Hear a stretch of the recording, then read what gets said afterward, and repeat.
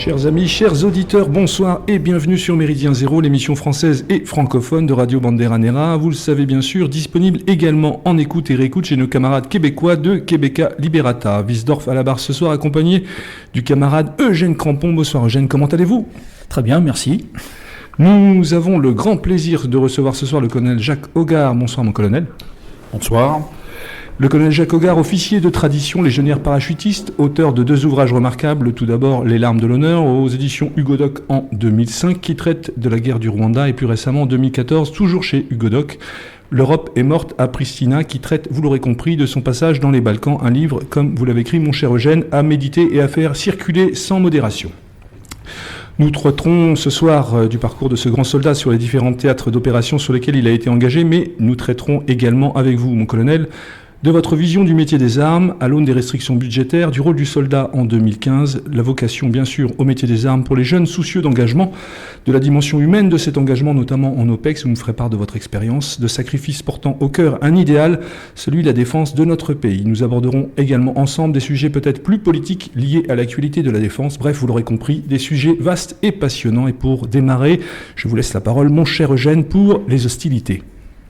Bien, diriez-vous, mon colonel, qu'aujourd'hui, l'armée française que nous observons, qui se développe un peu sur tous les territoires, est néanmoins victime d'une, ce qu'on pourrait appeler une véritable entreprise de démolition ? Alors, je ne sais pas si on peut dire ça comme ça, mais effectivement, elle a beaucoup souffert ces dernières années. Beaucoup souffert ces dernières années. Paradoxalement, à un moment où on lui demandait de plus en plus d'opérations, de plus en plus d'engagements, des engagements sur des théâtres difficiles. Il y a eu l'Afghanistan pendant pas mal d'années, il y a eu la Côte d'Ivoire, affrontement sanglant quand même à une époque, il y a eu plus récemment le Mali, la Centrafrique, dont on a entendu parler. De manière plus lointaine, les engagements auxquels moi j'ai participé, le Rwanda, le Tchad, la Corne de l'Afrique, la Somalie, etc. Cette armée, elle a besoin de moyens, elle a besoin d'hommes d'abord. Ces hommes sont, je peux en témoigner, pour la plupart remarquables, avec des unités qui sont des unités, j'ai mes préférences, bien sûr, vous l'avez dit en introduction, donc vous comprendrez que mon cœur balance plutôt du côté du 2e REP qu'ailleurs, mais je suis le premier à dire qu'il aurait été extrêmement dommageable à l'armée française de dissoudre, comme il en était question il y a encore quelques mois, le 3e RPIMA, régiment parachutiste d'infanterie de marine, magnifique outil de combat, régiment d'infanterie professionnalisé d'élite, alors que tous les régiments d'infanterie professionnalisés ne sont pas d'élite. Ça aurait été une grave faute que de le faire. Dieu merci, les derniers événements que nous avons connus ont fait que, au moins temporairement, le balancier est revenu du bon côté et que les très graves et majeures et massives déflations d'effectifs qui étaient envisagées ont été stoppées. Stoppées avec même un espèce de mouvement qui permet de faire remonter le recrutement dans les mois qui viennent, par nécessité. Et vous imaginez bien, ça fait à peu près 30 ans que l'on évoque le retour d'expérience des conflits et des engagements dans lesquels nous avons été engagés, et qu'à chaque fois, l'enseignement majeur, c'est que nous avons besoin d'infanterie. Besoin d'infanterie, parce que l'infanterie, c'est toujours la reine des batailles. Il n'y a pas de changement sur les vieux fondamentaux. Et cette infanterie est celle qui a le plus souffert des dernières dissolutions d'unités, réduction d'effectifs, etc. À l'intérieur des régiments existants, où on les a amputés d'une compagnie, souvent d'une compagnie de combat, à l'intérieur des régiments existants, toujours, où on les a amputés des compagnies d'appui, qui étaient indispensables. Il y avait une vieille sentence qui disait « pas un pas sans appui ». C'est toujours vrai, particulièrement aujourd'hui, on n'a pas affaire en face de nous à des débutants, souvent. Donc les appuis, mortiers, externalisés, etc., ce sont des aberrations, ce sont des choses très graves qui n'attirent pas forcément l'attention de nos concitoyens qui ne connaissent pas ces choses-là, mais qui sont, je peux vous dire, vécues difficilement au sein des unités. Aujourd'hui, on a un mouvement au moins temporaire, qui stabilise un peu les choses. Par exemple, la Légion étrangère, qui m'est chère, va voir remonter ses effectifs de manière normale, je ne dirais pas satisfaisante, normale. Parce qu'un régiment comme le 2e REP, par exemple, qui était à 1300 combattants et personnel de manière générale il y a quelques années, était tombé à 1000. Et quand vous tenez compte de l'absentéisme dû au stage, parce que ce sont des régiments qui ont d'importants efforts de formation permanents, donc les stages, quels qu'ils soient, les stages de sous-officiers, les stages de caporaux, les stages de tireurs d'élite, les stages de le CM1, le CM2, je ne sais plus si on appelle ça comme ça maintenant, mais peu importe, c'est la même chose, BSTAT. Bon. Et ces stages grèvent quand même beaucoup les effectifs en temps normal, régulier. Là-dessus, vous rajoutez les indisponibles par maladie, quelques déserteurs, il y en a plus beaucoup, mais ça peut arriver. Vous avez des effectifs qui subissent une vraie attrition normale. Alors si vous avez un régiment de 1300, vous arrivez à sortir 4 compagnies de combat et une compagnie d'appui dans des conditions normales, de nature guépard, un effectif de 138 ou quelque chose comme ça. Si vous êtes à 1000, vous n'arrivez pas à le sortir. Donc vous êtes obligé de, en termes vulgaires, dépoiler une compagnie pour compléter les compagnies existantes. Donc ça vous fait une compagnie de moins. C'est gênant. Il vaut mieux marcher à 4 pattes qu'à 3 pattes. Hein. C'est élémentaire, les gens le comprendront facilement. Donc ça, c'est des vrais sujets. C'est une partie du problème. La deuxième partie, évidemment, c'est les équipements, les matériels vieillissants, à bout de souffle pour beaucoup d'entre eux. Je voyais nos unités au Mali l'an dernier pour l'opération Serval, qui ont fait un travail remarquable d'un point de vue militaire, utilisaient les vieux VAB à bout de souffle, refitaient un nombre incalculable de fois. C'est un exemple. Les hélicoptères, il a fallu la mort du capitaine Damien Boiteux au Mali à bord de sa gazelle pour qu'on se décide à accélérer un peu la mise en place des Tigres qui correspondent tout à fait au combat d'aujourd'hui, aux moyens d'aujourd'hui. Si le capitaine Boiteux avait piloté un Tigre, il ne serait pas mort. Hein. Ce sont des choses... Alors, on pourrait multiplier les exemples. On a besoin de munitions pour s'entraîner. Quand les munitions sont comptées, vous ne vous entraînez pas bien. Or, le vieil adage est toujours vrai. Entraînement dur, guerre facile. Hein. Si vous faites un entraînement facile, la guerre est très dure. Je veux dire, la guerre ne plaisante pas, l'engagement physique ne plaisante pas. Il faut que derrière, les moyens suivent. Si les moyens ne suivent pas, c'est criminel de la part des chefs politiques et éventuellement des chefs militaires qui l'acceptent, d'envoyer la troupe, surtout les meilleurs d'entre eux, au Casse-Pipe dans des conditions intenables.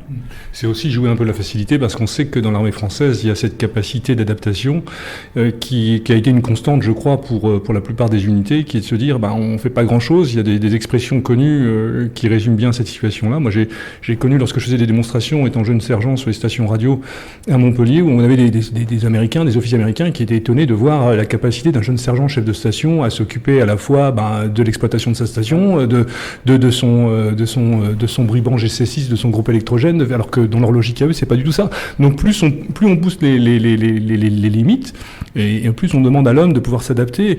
Et on l'a vu, et je le sais de sources sûres avec des officiers qui étaient sur place, que notamment au Mali, les unités françaises ont été confrontées dans des situations extrêmes, à des combats voire au corps à corps. Et on a vu des jeunes soldats, parce qu'on critique aussi beaucoup les jeunes aujourd'hui, mais on a vu des jeunes soldats mis en situation qui ont été à la hauteur de leurs engagements, et on a vu que le drill qui était fait avec les moyens qu'on pouvait leur accorder, qui avait été tout à fait efficace. Hein. Ça c'est certain. Bon, alors moi je fais pas d'affaires de génération entre les camarades qui servent dans les unités aujourd'hui dans l'armée d'active et les plus anciens ou les jeunes anciens dont je fais partie, pas encore les grands anciens, Dieu merci, mais ça viendra, ça vient vite. Je fais aucune différence de génération parce que je retrouve, moi j'ai un fils qui est jeune officier, je vois beaucoup de ses camarades, j'ai un gendre bientôt, dans quelques semaines, qui sort de Saint-Cyr. Je suis allé moi-même à Saint-Cyr l'autre jour donner une conférence aux 2 promotions sortantes de Saint-Cyr et de l'EMIA. Je vois quand même beaucoup de ces jeunes gens Je vois aussi des jeunes sous-officiers qui quittent l'armée, qui viennent me demander conseil. On a exactement la même qualité humaine qu'hier. Hein. On a des jeunes, passez-moi l'expression, on n'est pas Radio Courtoisie, donc vachement bien. Des jeunes qui sont pétris d'idéal, pétris de détermination, prêts à donner leur peau. Mais il faut qu'il y ait un idéal derrière, il faut qu'il y ait un sens à tout ça. Ça c'est encore un autre sujet. Voilà. Eugène ? On critique facilement les politiques, le pouvoir et les régimes. Évidemment, ils sont les premiers responsables du délabrement de cette armée. Mais tout à l'heure, vous l'avez évoqué un peu à mots couverts, mais est-ce que nos grands officiers généraux, de temps en temps, ne pourraient pas taper un peu du poing sur la table ? Qu'est-ce qui explique qu'ils acceptent tout comme ça ? Alors, je vais les défendre un peu, parce que j'en connais certains. J'ai pas de l'estime pour tous, hein, mais j'ai de l'estime pour certains d'entre eux qui... bon an, mal an, font une carrière qui les amène à avoir pas mal d'étoiles sur les manches. Il y a des gens bien parmi eux. Hein. Simplement, leur pari est de se dire je prends la place puisque la place est à prendre et que si c'est pas moi qui la prends, quelqu'un d'autre la prendra. C'est pas suffisant, certes, mais ça motive quand même certains d'entre eux. Le jour où ils n'y croient plus, ils s'en vont. Et ils déposent leur képi sur la table. Et je prends par exemple le SEMA, le général d'armée Pierre de Villiers, que je connais bien, puisque c'est ma génération. On a démarré nos carrières ensemble, préparant Saint-Cyr dans la même génération. On a beaucoup d'amis en commun. C'est certainement pas Bijard, Pierre de Villiers. Mais je peux vous dire que c'est un garçon qui a du caractère, parce que c'est dehors bien éduqué, garçon de bonne famille.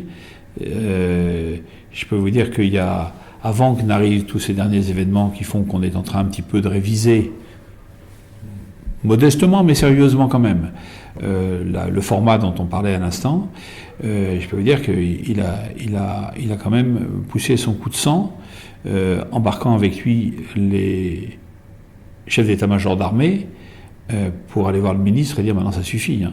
Ça suffit parce que nous on va démissionner tous ensemble et ça va faire du buzz. Bon. Là-dessus, un certain nombre d'éléments ont été pris en cause. Là-dessus, après, il est arrivé les affaires du mois de janvier, etc. Et pour d'autres raisons qui ne sont pas forcément de bonnes raisons, on se dit qu'il faut mettre des soldats partout maintenant devant toutes les synagogues de France et moins les églises d'ailleurs, hein, en passant. Mais donc on s'est dit il faut revoir la copie.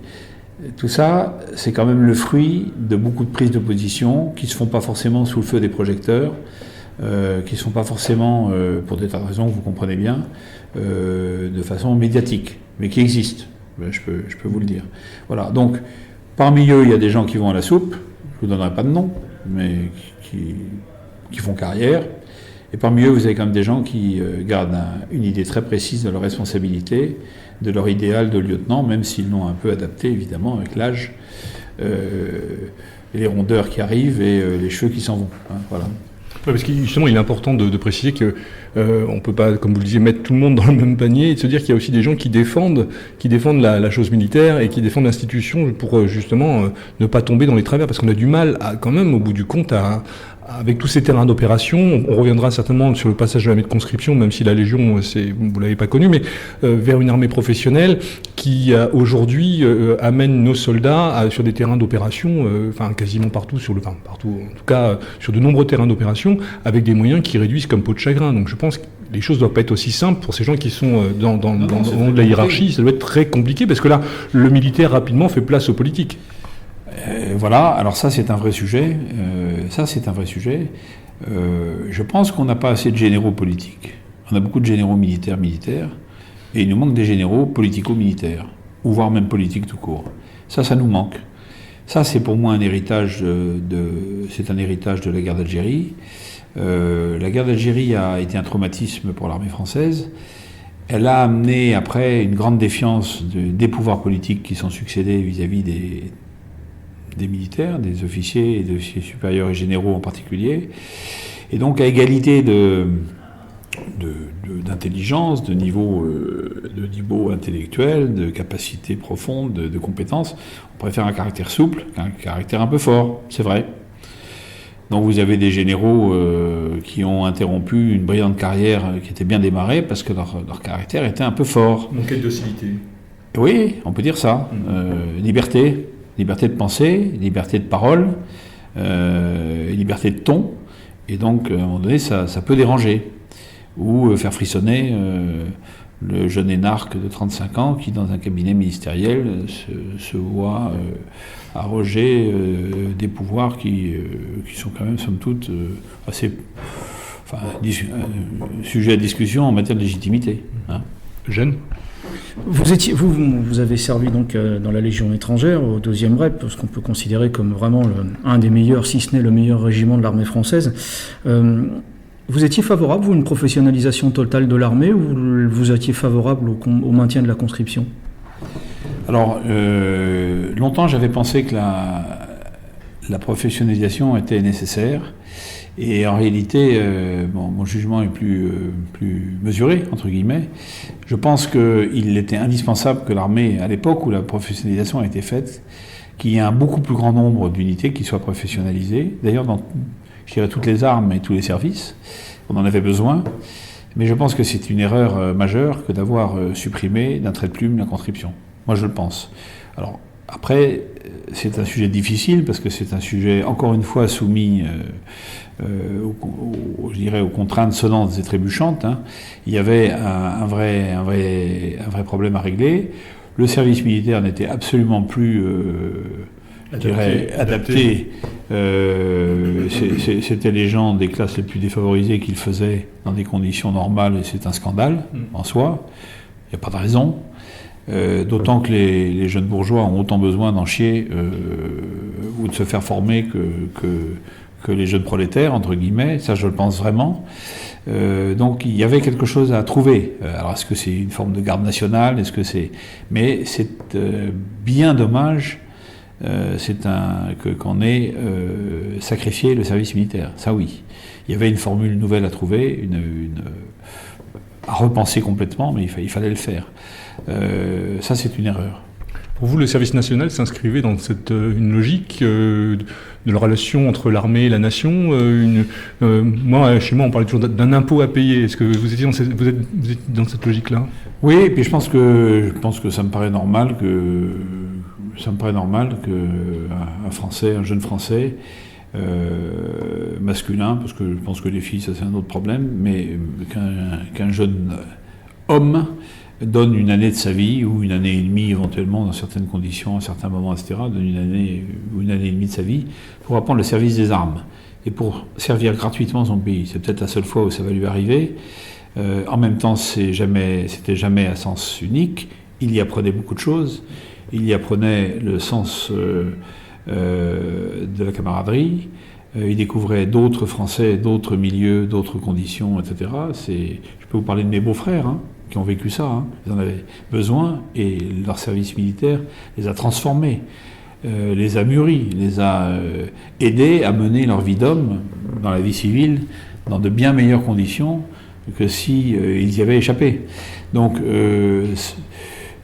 ça me paraît normal, cette espèce d'impôt que vous évoquez, oui. Je pense que s'il faut l'appeler comme ça, alors les Français n'aiment pas les impôts, hein, c'est vieux, ça remonte à l'Ancien Régime, mais peu importe. Moi, je pense que c'est... Et puis, c'est le sens du service, c'est le sens du service gratuit de la patrie. Apprendre un minimum de rigueur personnelle par rapport à un engagement personnel et collectif, saluer les trois couleurs le matin dans la cour du quartier et être capable de se défoncer un peu tout en découvrant vraiment l'entraide, la manière de partager des moments joyeux et des moments moins joyeux, une certaine rusticité, ça me paraît très, très important. Voilà, surtout qu'on n'est plus en 14, et en un siècle, on a perdu cette rusticité, on a perdu ce goût de l'effort, on a perdu cette capacité de résistance à tout ce qui est agressif, en fait. On a perdu tout ça. Donc, c'était un moyen de protéger une certaine partie de nous-mêmes, je dirais. Donc, c'est vraiment dommage.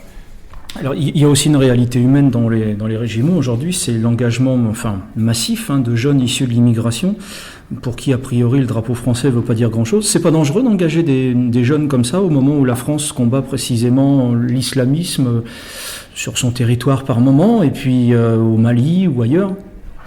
Ça peut l'être, évidemment, en tout cas pour certains d'entre eux. Alors c'est vrai qu'il y a beaucoup d'engagés volontaires qui sont issus de l'immigration maghrébine en particulier, ou africaine. Il faut être très vigilant, évidemment, vis-à-vis de cette catégorie de population. En même temps, je pense que justement la qualité de l'encadrement peut largement aider ces garçons à retrouver des repères solides, sans être naïf, et à les remettre dans un axe qui est l'axe de l'intégration. Alors moi, je le dis d'autant plus facilement que mon fils, par exemple, a commandé une unité de CEFIM, le centre de formation initiale des engagés, des militaires du rang, et il s'est défoncé pendant 2 ans pour cette cause. Il a brassé quand même beaucoup de monde, parce que bien sûr qu'il y a des loupés, bien sûr qu'il y a des gens qui sont déjà préconditionnés et dont il ne s'agit pas de faire des djihadistes formés à l'avance avec l'argent de nos impôts, c'est évident. Ça, c'est le problème c'est le problème de l'encadrement et c'est le problème de la DPSD, qui doit leur faire la chasse, les débusquer, les identifier, les foutre dehors, après les avoir bien portraitisés aussi, pour d'autres services. Mais en même temps, si c'est un moyen d'abord, il faut trouver des volontaires à l'engagement. Si c'est un moyen de transcender une partie de cette population pour la ramener sur des voies qui nous sont propres, il faut le faire. On n'a pas tellement le choix. Mais je suis d'accord avec vous, pas de naïveté, pas non plus d'ostracisme a priori, mais vigilance. Il y a moyen. Alors il ne faut pas non plus oublier une catégorie à laquelle je reste fidèle, c'est la descendance de nos harkis, qui peut donner un terreau tout à fait favorable, en partie de notre faute d'ailleurs, enfin de notre faute. Je ne fais pas de repentance, mais qui peut donner un terreau. On est adhérent au Secours de France. Voilà. Voilà.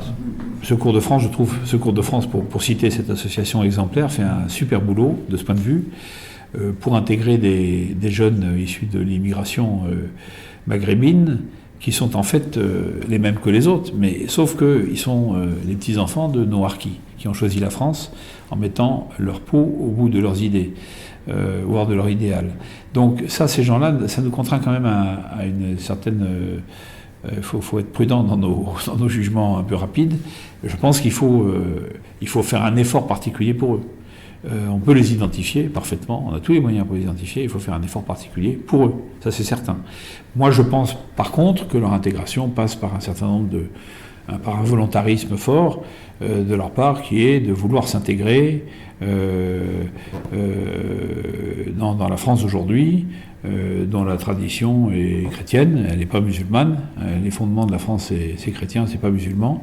Mon père en Algérie encourageait ces harkis à prendre, si ce n'est se convertir, prendre des prénoms français, donner des prénoms français à leurs enfants, etc. Il en a ramené un bon nombre avec lui. Je suis en contact aujourd'hui avec en particulier grâce au Secours de France, avec des descendants de ces harkis à lui. C'est une vraie fierté pour moi de voir certains d'entre eux, officiers ou sous-officiers de l'armée française, médecins, militaires, il y en a, et qui pilotent d'hélicoptères, il y en a, et qui s'intègrent très bien, et qui ont gardé leur patronyme algérien, mais qui s'appellent Jean, Pierre ou Paul, vous voyez. C'est d'autant plus remarquable, je coupe, excusez-moi, c'est d'autant plus remarquable quand on voit comment, après 62, ces gens-là, pour la plupart, ont été traités, conditionnés, parqués. Ils auraient pu aussi faire un rejet complet de la République et de l'image de la France et du pays. Nous, on en a côtoyé avec Jeanne il n'y a pas si longtemps que ça, et on fait quand même un constat qui accablant au sens où il y a une déconscientisation, ils sont rentrés dans cette même logique de la repentance, et aujourd'hui, n'arrivant pas à trouver leur place, ce sont des gens qui sont complètement... Si on n'y prend garde, ils peuvent basculer et vous les retrouvez dans les rangs des djihadistes en Syrie ou en Irak. Donc ça, il faut faire extrêmement attention à ça. Mais je dirais que dans nos priorités, il devrait être notre priorité numéro 1, ceux-là. Parce que leur père ou leur grand-père, voire leur arrière-grand-père pour certains, maintenant ça tourne de génération, mais ne méritent pas ça.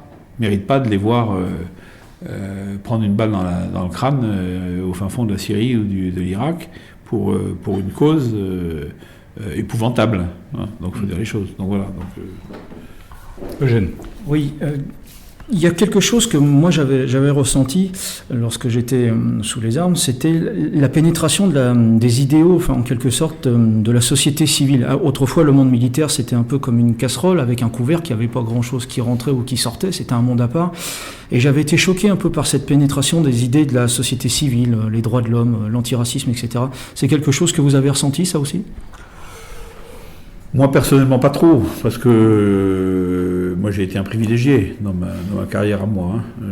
Mais oui, bien sûr, l'armée, elle est quand même un peu le reflet de la nation. Hein.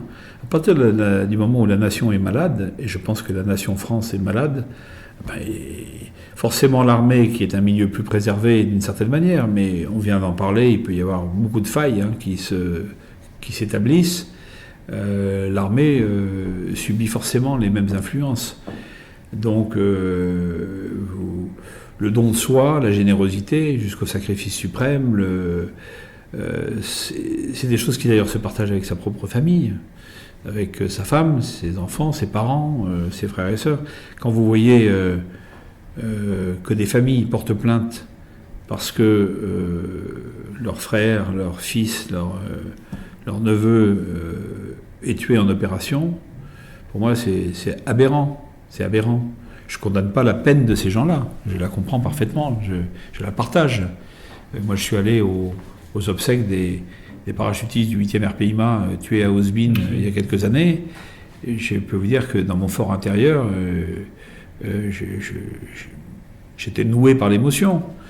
Mais n'en faisons pas trop. L'émotion, ça se maîtrise, je veux dire, surtout quand on est soldat de métier.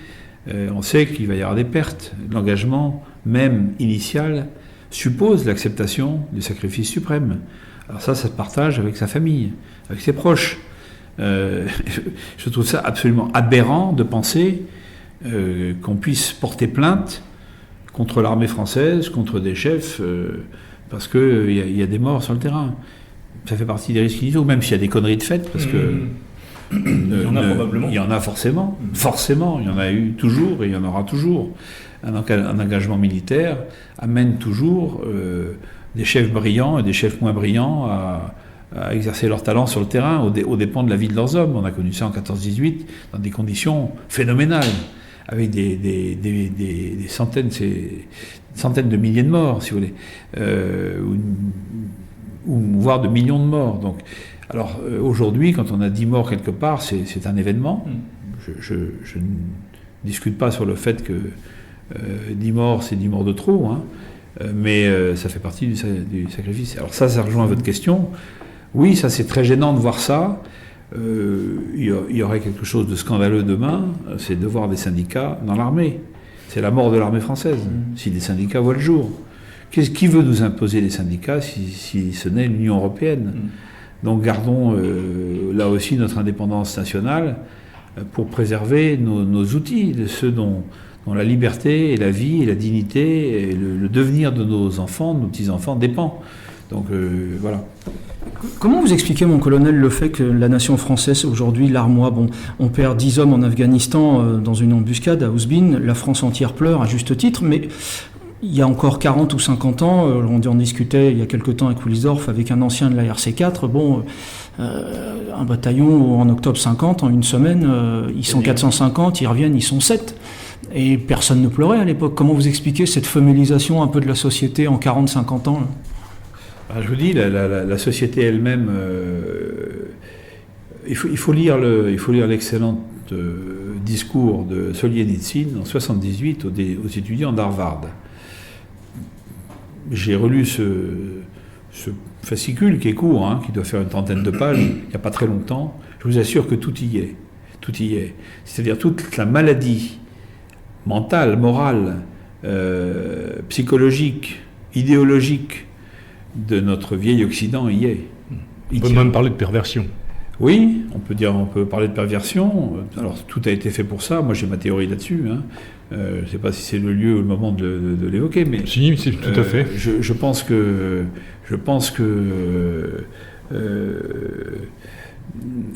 que la République française accédait à la fin du XVIIIe siècle au pouvoir en renversant l'ordre ancien, a établi finalement un nouveau totalitarisme qui est fondé, ses bases, c'est la terreur, c'est le génocide vendéen, c'est le culte de la déesse raison, et on pourrait poursuivre jusqu'en 1905 avec les persécutions anticatholiques, etc. Ça débouche sur ce que nous vivons aujourd'hui, sur l'aberration dans laquelle nous sommes. On ne parle plus de la France, on ne parle que de la République. Bon, pour moi, la République, c'est un régime, c'est un mode de gouvernement. Ça peut donc être une phase transitoire dans l'histoire de France qui n'a pas attendu 1789 pour démarrer. Et je suis très choqué de voir qu'à ça s'est accroché le matérialisme qui s'est développé comme un champignon sur un terrain un peu pourri, si vous voulez. Donc aujourd'hui, et on voit bien que ce régime est à bout de souffle, on voit bien qu'il n'enthousiasme plus les foules, que les gens se posent des questions et sont désarçonnés, perdus. Moi, je prétends que la République française est la mère de tous les totalitarismes modernes. C'est un point de vue qui n'engage que moi, mais voilà. Et donc, ces totalitarismes sont des formes de réaction contre cette perte des valeurs morales, des repères dont nous avons tous besoin, qu'ils soient spirituels, moraux ou plus idéologiques. Mais donc aujourd'hui, on est clairement dans cette posture. Donc l'armée française n'échappe pas à ça. Elle est le reflet de cette société matérialiste, égoïste, embourgeoisée, où le seul profit d'argent est la seule valeur qui compte, qui fait foi, etc. L'armée, c'est tout le contraire. Hein. Alors, elle souffre forcément parce qu'elle frotte avec ce monde nouveau dans lequel elle évolue, qui a quand même besoin d'elle. Hein. Est-ce que vous diriez que c'est la dernière société féodale ? L'armée ? Oui. Bon, féodale adaptée, hein, parce que... mais non, mais c'est dans ses valeurs, oui. Dans ses valeurs, oui, bien sûr. Bien sûr. Je ne suis pas un ennemi de la féodalité. Je pense qu'on a un peu tendance à cracher sur l'ordre ancien et à imaginer qu'il était pervers et malsain, alors que je pense globalement tout le contraire quand je vois l'ordre nouveau. Donc voilà, pour moi, ça c'est des choses très importantes, mais on touche au cœur du sujet, de la question que vous évoquez. Hein, c'est l'armée française. Ce qui fait sa force, c'est sa tradition, c'est son idéal, c'est sa générosité, son valeur de fond, sa rusticité, sa capacité à donner le meilleur d'elle-même. Ça, on le voit avec des garçons qui ont 20 ans, qui ont 25 ans, qui sont des super types, hein, franchement. Il y a quelque chose qui moi... Oui, non, mais c'est justement, c'est très bien, c'est au contraire, c'est presque une qualité. Est-ce que vous ne pensez... Vous parliez des hommes politiques et des systèmes, enfin, de manière générale, des systèmes politiques qui se succèdent au travers de la République. Est-ce que, quand on fait le bilan aujourd'hui de la classe politique qui nous gouverne, je pense toujours à ce qu'écrivait Junger, c'est-à-dire dans cette logique où un homme se fait au travers d'épreuves, au travers de choses douloureuses et difficiles, et notamment dans son cas, lui c'était la guerre et c'était l'affrontement, la dimension humaine à se révéler au travers du conflit. On se rend compte qu'on en arrive à regretter peut-être d'une certaine manière des gens qui ont pu nous diriger à une certaine époque, mais qui avaient connu la guerre. Est-ce que vous ne croyez pas qu'il peut y avoir, dans cette logique-là, pour amener à des responsabilités politiques, avoir une certaine vision des individus, sortir de cette espèce de marasme dans lequel on est aujourd'hui, d'une société consumériste, une nécessité de connaître des situations. On n'en vit pas la guerre, on ne la souhaite pas bien évidemment, mais est-ce que vous ne croyez pas que les grands hommes qui ont fait l'histoire l'ont fait essentiellement au travers de conflits, en tout cas dans un univers qui était proche d'une logique militaire. La guerre d'outre-mer. La guerre d'outre-mer. On peut penser, on peut même parler de Mitterrand, on peut parler du général de Gaulle, on peut parler bien évidemment du général de Gaulle, mais aussi de... Enfin, voilà, Non mais hélas, la guerre n'est pas un état souhaitable, mais la guerre, je dirais récurrente, est un état récurrent à l'histoire humaine. Je dirais, je ne sais pas si on peut dire que c'est un élément régulateur de l'histoire, mais c'est évident que la der des der, ça c'est la dernière des utopies et des imbécilités. Hein. La suite l'a montré. Et que peut-être, d'ailleurs, effectivement, c'est un creuset qui rétablit certains équilibres et rétablit certaines choses, en particulier pour le comportement de l'homme. Ça, c'est vrai. Je pense que la génération qui a vécu des épreuves, c'est une génération plus solide que celle qui n'a pas vécu d'épreuves. Or, nous venons de vivre 2 générations pratiquement en paix. Alors, je ne sais pas si la 3e va connaître la paix longtemps. C'est une autre question. On va y revenir justement. C'est une vraie question, mais en attendant, les 2 générations qui viennent d'éclore, si vous voulez, en paix, sont des générations moins solides moralement que les précédentes, c'est évident. C'est évident. À travers des choses toutes simples, hein, les privations, la capacité à prendre sur soi et à faire taire ses petites misères en regardant un but commun, etc. C'est pas tellement la marque des générations actuelles. Hein. Je parle de la mienne, hein, déjà. Je parle de la mienne, puis celle qui suit immédiatement. Donc, ça, c'est évident. Eugène ? Oui, c'est ce qu'écrit un peu le grand Élie de Saint-Marc dans tous ses livres. À la guerre, l'homme ne triche pas. S'il y a un endroit où il ne peut pas tricher, il ne fait pas de cinéma, où il est lui-même, c'est vraiment... Citer Junger, on aurait tout à fait pu citer effectivement Élie de Saint-Marc. Je pense que si on cite Saint-Marc, on ne vous choque pas, mon colonel. Non, au contraire. C'est quelqu'un pour qui Au contraire, c'est quelqu'un pour qui j'avais une grande estime, une grande dévotion, une grande admiration, une grande affection aussi, puisque j'ai eu le privilège de bien le connaître. Je suis toujours ami avec sa fille aînée et un de ses petits-fils. C'est un grand monsieur, hein. Un grand monsieur. Là aussi, la diversité est étonnante, si vous voulez. C'est un très beau soldat, parce que 13 citations, il faut quand même aller les décrocher. Hein. Et en même temps, c'est un soldat atypique. C'est pas le guerrier comme l'est le nom m'échappe à l'instant, le grand son alter ego au BEP et au REP. Folk, voilà, qui lui est la quintessence du guerrier. Hein. C'est pas le guerrier non plus comme Perrier, par exemple, lui aussi qui a 16 titres de guerre, je crois, aujourd'hui, qui est un vieux monsieur, grand croix de la Légion d'honneur. Il a quitté l'armée après le putsch comme jeune commandant. Voilà, ça c'est des personnages étonnants, mais qui sont très différents, mais qui sont tous éminemment respectables. Alors Saint-Marc, il a eu le mérite de beaucoup réfléchir, de beaucoup écrire, et de devenir un peu un symbole. Et j'ai eu un accrochage, pas plus tard qu'à midi, avec un amiral très gaulliste. On a les amis qu'on peut. On a les amis qu'on peut, non, mais c'était une réception à l'ambassade de Russie. On partage des tas de choses pour le reste, hein, sur l'analyse des événements actuels. Mais alors là-dessus, je ne sais pas pourquoi la conversation est tombée sur Saint-Marc et il s'est beaucoup énervé. Et j'ai dit, écoutez, on va laisser de côté les sujets qui fâchent, mais alors, je suis désolé, oui, je souhaite qu'un jour, une promotion de Saint-Cyr porte le nom d'Élie de Saint-Marc. Oui, je le souhaite. Parce que ce jour-là, cette promotion, elle aura un sacré parrain et un sacré exemple à suivre. Hein, voilà. Et j'ai dit, c'est d'autant plus étonnant que ça vienne d'un gaulliste, parce que la légende du général de Gaulle, elle vient de 1940 et de sa désobéissance. Hein. Donc, reprocher la désobéissance de Saint-Marc, je trouve ça un petit peu incohérent. Ouais, voilà. On a les paradoxes et les amalgames qu'on peut. On veut, bien sûr, toujours. Alors, on a cité des grands soldats, je voudrais en citer un autre. C'est tout bonnement votre père, le général Jacques Hogar, qui est un des grands théoriciens de ce qu'on pourrait appeler la guerre contre-insurrectionnelle, au même titre que les théoriciens comme Lacheroy, le colonel Trinquet ou David Galula qu'on a découvert ces dernières années. Est-ce que vous avez lu tous ces grands ouvrages? Est-ce qu'ils vous ont servi sur le terrain? Alors, ça c'est une question qu'on m'a déjà posée.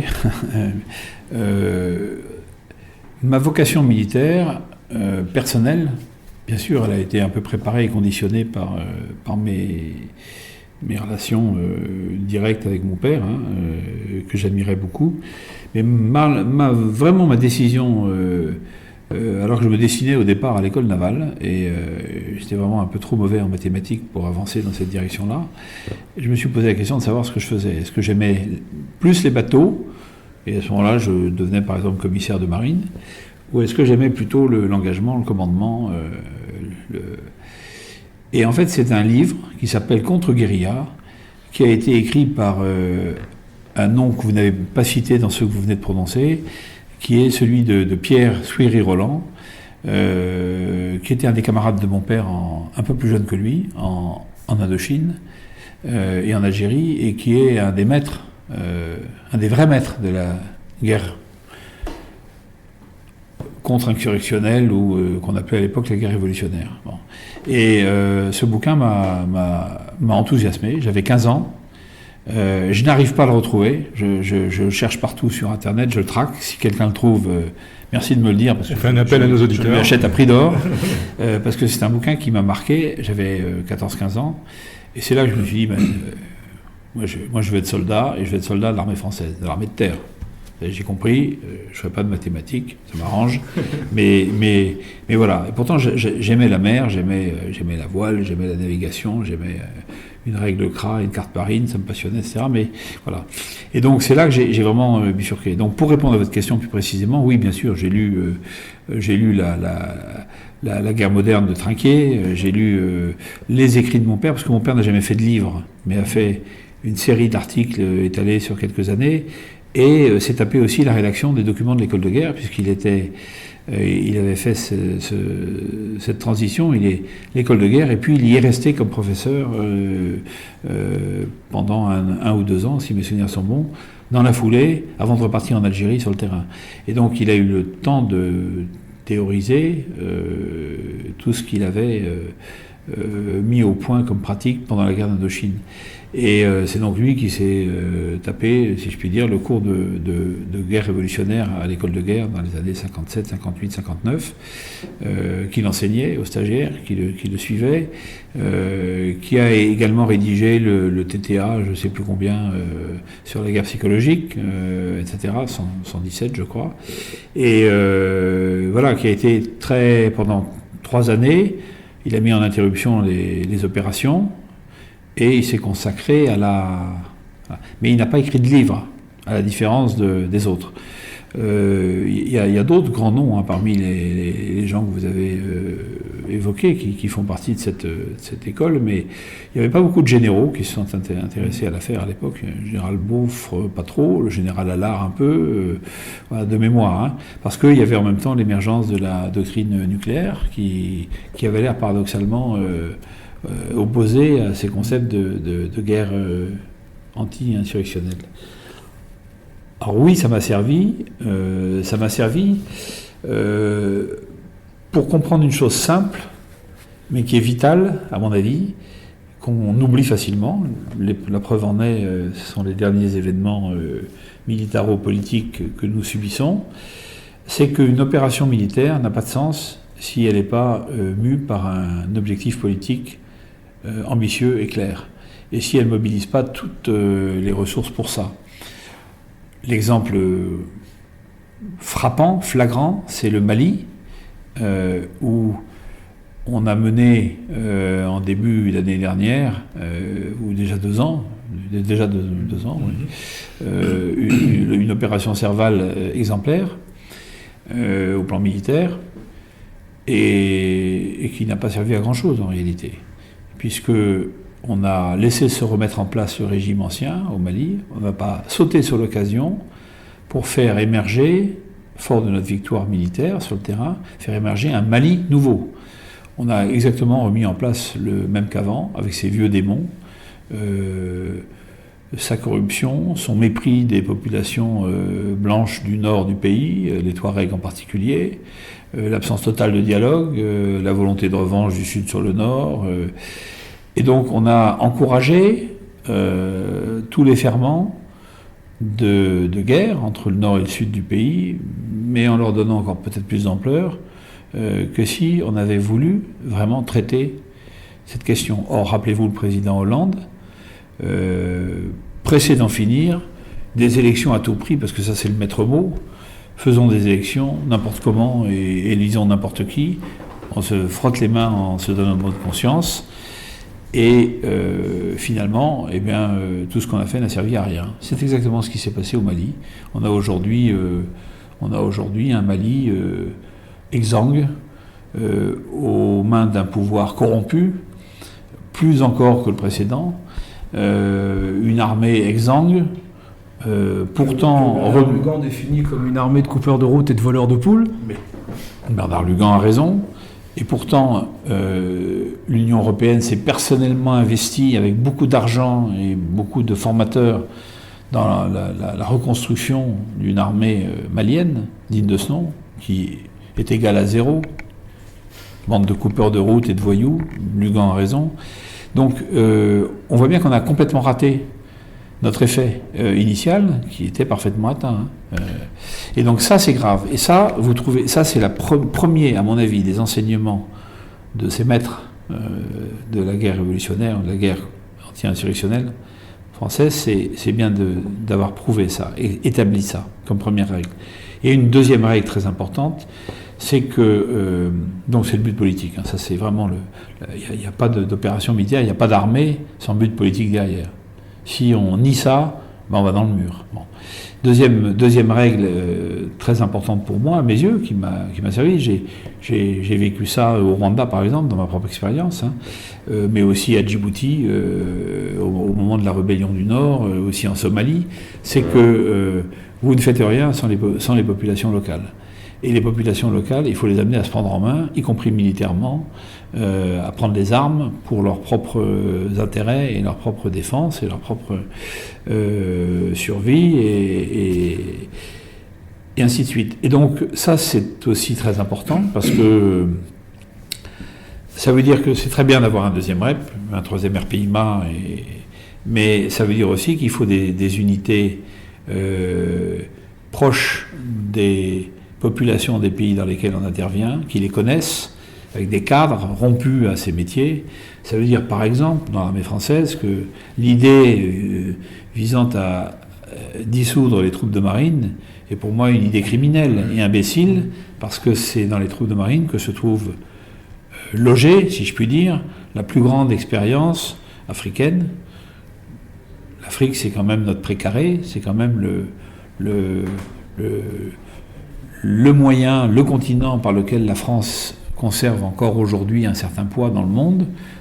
On a dit il y a la dimension francophone, mais il y a la dimension aussi rayonnement, gendarme de l'Afrique, entre guillemets, qu'on le veuille ou non, même s'il faut que ça change parfois de braquet et de manière de faire, mais donc ça c'est réel. Et on ne fait pas ça contre, ou en donnant l'impression qu'on le fait contre les populations des pays dans lesquels on intervient.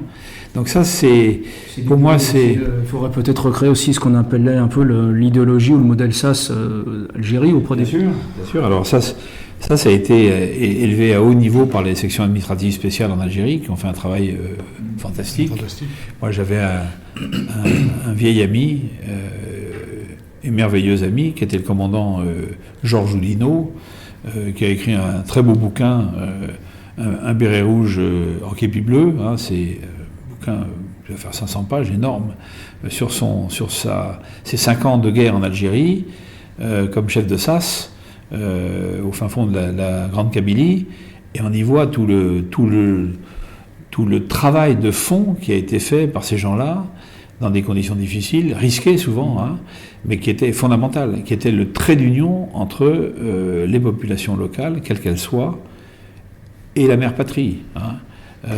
C'était vrai au Vietnam, c'était vrai au Cambodge, au Laos, en Afrique du Nord ou en Afrique noire. C'est fondamental.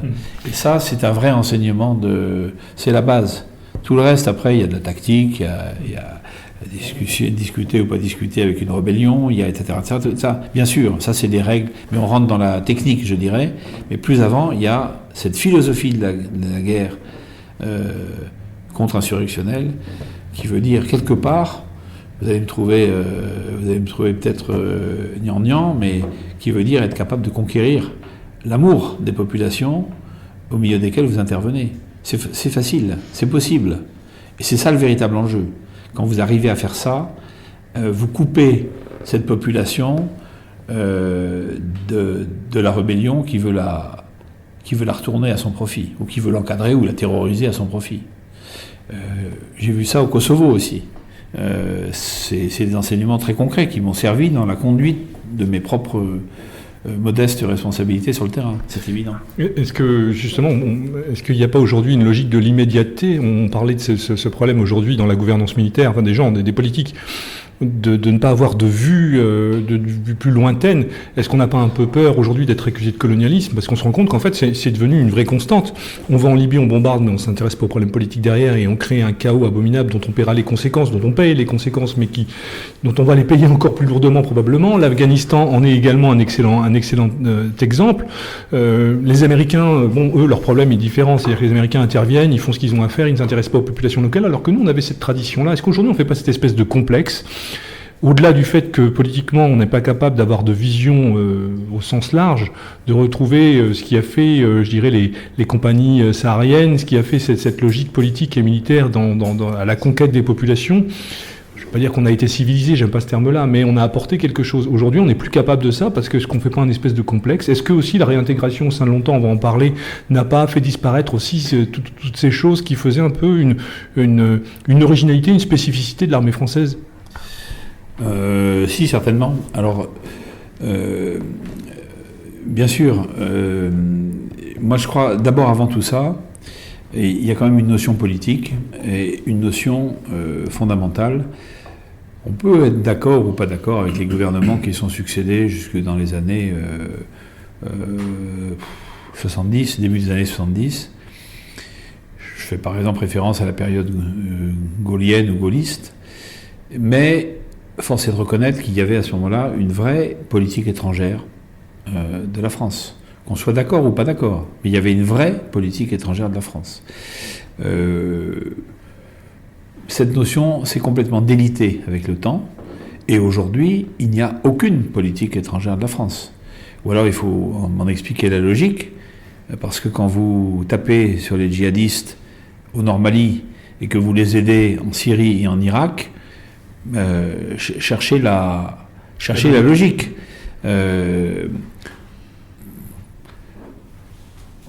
C'est tout simplement pas possible de demander à un outil militaire de fonctionner de manière efficace dans la durée. Ça rejoint ce concept numéro 1 de la guerre anti-subversive ou anti-insurrectionnelle que j'évoquais.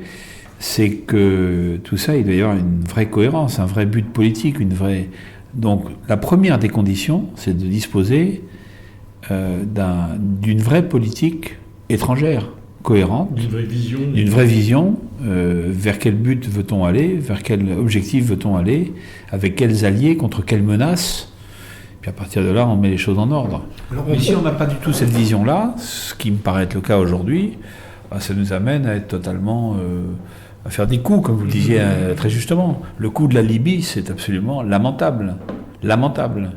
Je ne défends pas Kadhafi, pour lequel je n'avais pas beaucoup de sympathie. Je me souvenais d'un certain nombre de ses actions anciennes. Mais on a attendu 30 ans pour dézinguer Kadhafi. Tout ça parce que Bernard-Henri Lévy s'arroge le droit de dicter à un président de la République un peu faible la nature de sa politique étrangère. Voilà, et il a voulu récidiver en Syrie. Et Dieu merci, à ce moment-là en tout cas, une alliance, une véritable alliance entre le Vatican et Moscou ont fait échouer ces projets de guerre absurdes poussés par Obama et derrière lesquels galopaient les galopins, justement, Cameron et Hollande, vous voyez. Alors ça c'est sidérant, mais c'est vraiment... ça saute aux yeux quand même quand on regarde l'actualité. Et ça, c'est à mon avis le problème numéro 1. Bien, chers auditeurs, je vous propose tout de suite une première pause, histoire de souffler un petit peu avant de reprendre ce passionnant entretien avec le colonel Hogar. À tout de suite.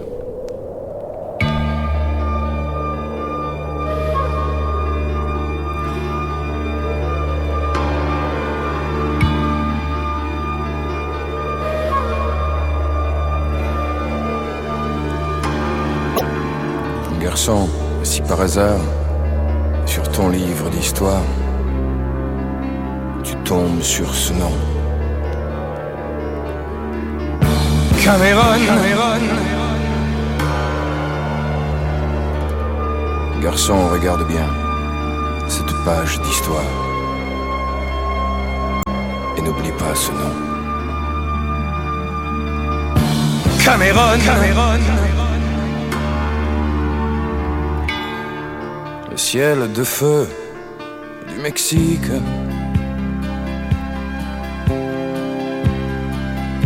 à jamais se souviendra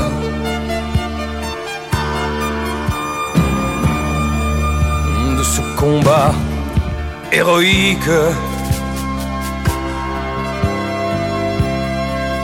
dans les murs de l'Hacienda.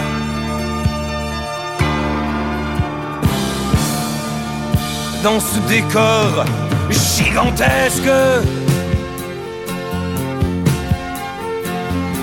la terre se désaltérait.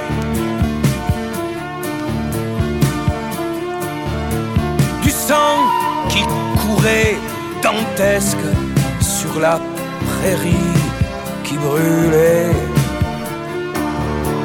À Cameron,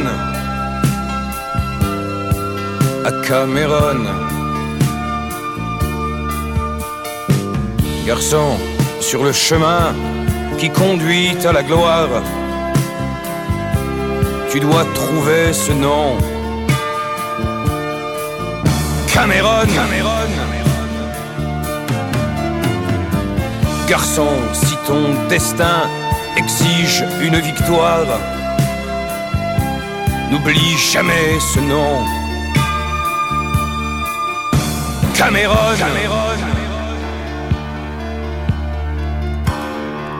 Pour l'honneur de la Légion, sachant qu'ils allaient mourir,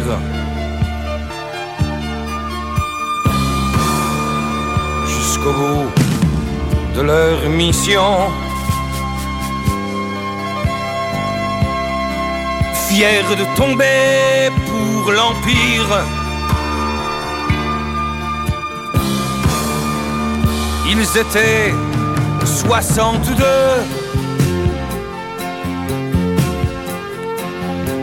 face à 2000 cavaliers.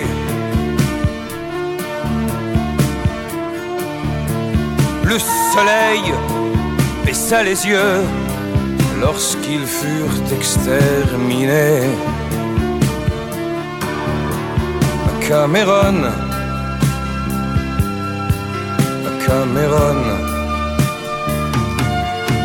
ce nom qui sonne, qui résonne, ce nom qui donne, qui t'étonne. Cameron.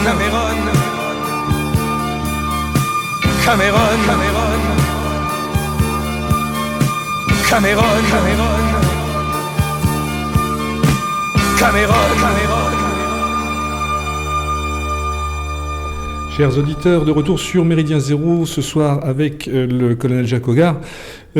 Pour cette seconde partie, mon cher Eugène, vous aviez une question, bien sûr, pour démarrer cette seconde partie d'émission. Est-ce que ça vous a rendu joyeux le fait que la France réintègre l'OTAN ? Évidemment non. Évidemment non, parce que je fais partie des officiers, ils sont quand même assez nombreux, même s'ils ne le disent pas tous, qui pensent que nous devrions définitivement tourner le dos à l'OTAN, qui est une organisation qui a vécu. L'OTAN, je le rappelle, l'organisation du traité de l'Atlantique Nord n'avait de sens que face au pacte de Varsovie et donc à la menace que l'on considérait, non sans raison à l'époque, comme la menace du communisme et de la Russie soviétique. À partir du moment où le pacte de Varsovie et la Russie soviétique a disparu pour laisser la place à la Sainte Russie d'aujourd'hui, je ne vois pas pourquoi l'OTAN continuerait d'exister pour dicter en particulier aux Européens leur politique de défense, ce qui est absolument le cas jusqu'à présent. Donc il faut sortir de l'OTAN. À mon avis, c'est donc a fortiori quitter bien sûr le commandement intégré. Donc je ne comprends pas que des responsables politiques aient pu être si fiers, parce que c'est une vraie aberration. Et deuxièmement, il faut lui substituer une organisation de défense intra-européenne, incluant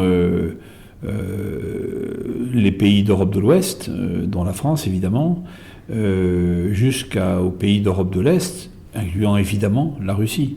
Si nous faisons un espace commun de l'Atlantique à l'Oural, alors je dirais même jusqu'à Vladivostok parce qu'il ne faut pas couper la Russie en deux, mais si nous faisons un espace commun avec eux, nous réglerons nos problèmes entre nous. Et c'est ce que je souhaite et ce que j'appelle de tous mes voeux. Mais pour ça, il faut d'abord, encore une fois, par rapport à la question précédente, une vraie politique étrangère, une vraie vision que n'ont aucun de nos hommes politiques aujourd'hui, parce que nous avons davantage affaire à des politiciens qu'à des hommes d'État. Je cherche l'homme d'État. En fait, nous sommes rentrés dans une logique de vassalité. Pourquoi, comment est-ce que nous n'avions plus les moyens de nos ambitions? On se rend compte aujourd'hui, vous défendez un principe qui nous est cher, qui est un principe peut-être plus impérial, un principe civilisationnel d'une Europe qui ferait Paris, Berlin, Moscou, et dans cette logique-là, on peut tout à fait y inclure une logique militaire, une logique de défense. Alors qu'aujourd'hui, on est dans une logique clairement... Au moins de concertation des problèmes de défense. Voilà. Beaucoup de choses se dénoueraient d'elles-mêmes. Hein. Absolument. Donc, alors qu'aujourd'hui, on se rend compte qu'on est entré dans une logique de vassalité. Force est de constater que certains pays, notamment des pays d'Europe de l'Est ou d'Europe du Nord, se sont mis complètement à la disposition ou sous la protection des Américains, à tel point que certains pays aujourd'hui n'ont quasiment plus d'armée ou de manière très très limitée, se mettant complètement sous cette responsabilité-là. Il y a quand même un vrai danger. On a du mal à imaginer que la France, dans sa politique militaire, a toujours la logique du gaullisme. Là-dessus, on peut aussi parfois s'y retrouver. Affirmer une indépendance, imposer un point de vue, une vraie logique, une vraie opposition. Alors que là, aujourd'hui, on est rentré à l'inverse, dans quelque chose, je le répète, de vassalité, une logique de vassalité. Alors, je suis complètement d'accord avec vous. En même temps, je pense que les choses bougent et il faut les faire bouger. On assiste à des timides velléités d'indépendance qui agacent d'ailleurs fortement le grand frère américain. Alors il faut les encourager, il faut les soutenir. Mais il faut d'abord ébranler le machin. Le machin, c'est l'Union européenne, si vous voulez, qui est un espèce de machin, comme aurait dit De Gaulle, où s'engluent aujourd'hui toutes les bonnes volontés, les idées audacieuses qu'il nous faudrait développer pour effectivement obtenir ce changement de situation. Je ne suis pas sûr que ce soit nos dirigeants actuels, en France, à Berlin ou à Londres, qui aient envie de faire ce chemin. Pourtant, il est indispensable. Si on veut éviter aujourd'hui... on n'évitera pas, pour revenir à une de vos questions précédentes, on n'évitera pas éternellement la guerre ou les guerres. Mais évitons de faire les guerres ou la guerre aux gens qui sont viscéralement, au départ, nos alliés naturels. Ça me paraît être le bon sens même qu'ils dictent. Alors quand on voit les bruits de bottes, les rumeurs de guerre à l'est de l'Europe aujourd'hui, toutes alimentées, créées, provoquées par les États-Unis d'Amérique, à partir d'un putsch qui s'appelle le putsch de Maïdan en Ukraine, pour renverser un président discutable, que je ne défends pas non plus, Yanukovych, mais tout simplement pour menacer la Russie, pour contenir le réveil de la Grande Russie, qui indispose beaucoup les Américains, et voir que l'Union européenne suit derrière en bêlant, béatement, c'est profondément choquant. Et que la France s'aligne sur ce registre-là, c'est profondément choquant. Alors il y a des outils pour le faire, l'OTAN en est un, hein. C'est pour ça qu'il faut sortir absolument de l'OTAN.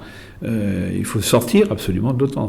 L'OTAN est une machine au service de l'hégémonisme américain aujourd'hui, des intérêts américains, comme le disait très justement De Gaulle au président, je ne sais plus si c'est le président Roosevelt, les États n'ont pas d'amis, donc des intérêts. Donc voilà, tirons du passé les leçons, arrêtons de faire du passé table rase, mais nos dirigeants n'ont pas de culture, ne connaissent rien à l'histoire, ne connaissent rien à la géostratégie et à la géopolitique, et veulent en faire comme des enfants du jardin d'enfants pourraient en faire. Donc c'est ça qui est dramatique, parce que la Russie, je suis désolé, c'est pas moi qui l'ai inventé, hein, c'est revenez 50 ans en arrière ou 40 ans en arrière, relisons De Gaulle, dont je ne suis pas un défenseur acharné pour d'autres raisons, mais relisons De Gaulle, il nous a expliqué tout ça parfaitement. Hein. Il y a un continuum européen, il y a une maison commune à créer, c'est ça la véritable Union européenne à faire. Est-ce que Poutine est favorable ? Mais Poutine, aujourd'hui, n'y est pas favorable dans le contexte dans lequel il est placé, mais de notre faute. Poutine ne demandait pas mieux que de tisser des liens, en particulier avec la France, et nous l'avons toujours repoussé avec mépris, finalement, au résultat. Quand on voit, par exemple, moi j'ai beaucoup de contacts avec les Russes et avec différentes personnalités, quand on voit, par exemple, que pour le 9 mai 45, le 9 mai 2015, 70e anniversaire de la victoire contre l'Allemagne, à laquelle ils ont quand même un peu contribué, hein, par leur nombre de millions de morts, et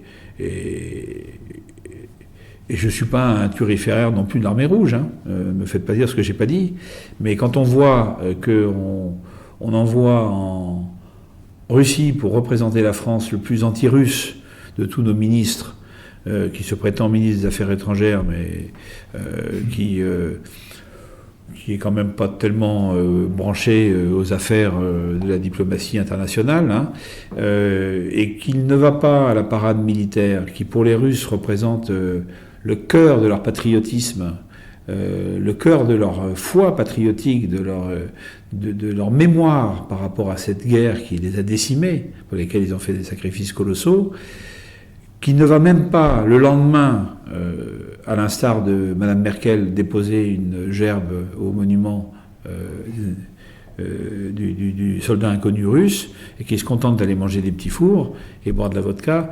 Pour eux, c'est une insulte, c'est un scandale. C'est tout le contraire d'une vraie diplomatie qui viserait à créer les conditions d'un dialogue entre l'Est et l'Ouest, et sur la base de valeurs communes. Faut-il encore se rappeler que nous avons des valeurs communes, bien sûr, mais qui permettraient d'avancer dans la bonne direction. Si vous prenez la Hongrie d'aujourd'hui, de Viktor Orban, et la Russie de Vladimir Poutine, elles ont quelques contentieux encore très forts dans les mémoires. Hein. Le soulèvement de Budapest, 56, l'armée rouge, etc., le communisme.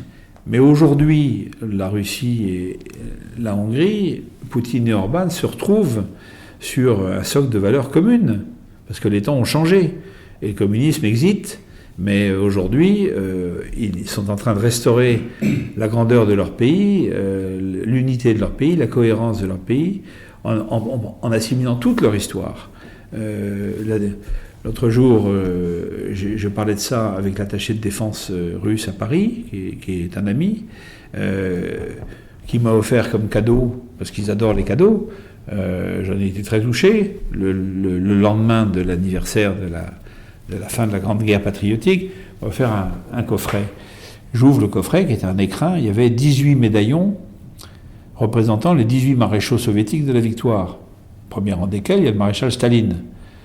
Je trouve ça quand même formidable de penser que Poutine a le génie d'honorer encore les 18 maréchaux soviétiques, dont Staline, qui est quand même un personnage à mes yeux peu recommandable, mais qui représente quand même pour eux le combat contre l'adversaire, contre l'ennemi, la victoire. Et donc, ils le prennent en compte. Ils ne le mettent pas aux oubliettes de l'histoire, en même temps qu'ils ont reconstruit la cathédrale du Christ Sauveur à Moscou, en même temps que Poutine assiste à la messe et se signe devant les icônes de la famille impériale canonisée par l'Église orthodoxe russe, etc. Ça, c'est les marques, c'est les stigmates d'un pays, d'une grande puissance qui est en train de se relever.